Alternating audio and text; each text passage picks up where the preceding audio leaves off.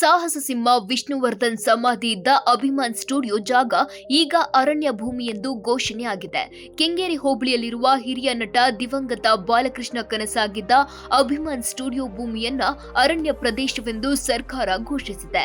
ಬೆಂಗಳೂರು ಜಿಲ್ಲಾಧಿಕಾರಿಗೆ ಅರಣ್ಯ ಇಲಾಖೆ ಆದೇಶ ಪ್ರತಿ ರವಾನಿಸಿದೆ. ದಿವಂಗತ ಬಾಲಣ್ಣ ಕುಟುಂಬಕ್ಕೆ ಸರ್ಕಾರ ಶಾಕ್ ಕೊಟ್ಟಿದೆ. ಅಭಿಮಾನ್ ಸ್ಟುಡಿಯೋ ನಟ ವಿಷ್ಣುವರ್ಧನ್ ಅಭಿಮಾನಿಗಳ ಜೊತೆ ಭಾವನಾತ್ಮಕವಾಗಿ ಬೆಸೆದಿತ್ತು. ಸಾಹಸ ಸಿಂಹನ ಅಂತ್ಯಕ್ರಿಯೆಯಾದ ಜಾಗದಲ್ಲಿ 10 ಗುಂಟೆ ಜಾಗವನ್ನಾದ್ರೂ ಅವರ ಪುಣ್ಯ ಭೂಮಿಗೆ ಬಿಟ್ಟುಕೊಡಿ ಅಂತ ಅಭಿಮಾನಿಗಳು ಸರ್ಕಾರ, ಬಾಲಣ್ಣ ಕುಟುಂಬ ಹಾಗೂ ಕೋರ್ಟ್ಗೆ ಮನವಿ ಸಲ್ಲಿಸುತ್ತಾ ಬಂದಿದ್ರು. ಇದ್ಯಾವುದಕ್ಕೂ ಕೇರ್ ಮಾಡದ ಬಾಲಣ್ಣ ಕುಟುಂಬ ಕೋರ್ಟ್ ಆದೇಶ ಪಡೆದು ರಾತ್ರೋರಾತ್ರಿ ಸಮಾಧಿ ನೆಲಸಮ ಮಾಡಿತ್ತು. ಬಾಲಣ್ಣ ಕುಟುಂಬದ ಸ್ಥಿತಿ ಈಗ ಹೇಗಾಗಿದೆ ಅಂದ್ರೆ ಮಾಡಿದುಣ್ಣೋ ಮಹಾರಾಯ ಅನ್ನೋ ಹಾಗೆ. ಆ ಕಡೆ ಭೂಮಿಯೂ ಇಲ್ಲ, ಇತ್ತ ಅಭಿಮಾನ್ ಸ್ಟುಡಿಯೋನೂ ಇಲ್ಲ. ಬಾಲಣ್ಣನ ಹೆಸರು ಉಳಿಸಿಕೊಳ್ಳಲು ಆಗಿಲ್ಲ ಅನ್ನೋ ಹಾಗಾಗಿದೆ. ಇದರ ಮಧ್ಯೆ ಮತ್ತೆ ವಿಷ್ಣು ಸಮಾಧಿ ಎದ್ದು ನಿಲ್ಲಲಿ ಅನ್ನೋ ಆಸೆ ವಿಷ್ಣು ಅಭಿಮಾನಿಗಳಲ್ಲಿ ಇದೆ.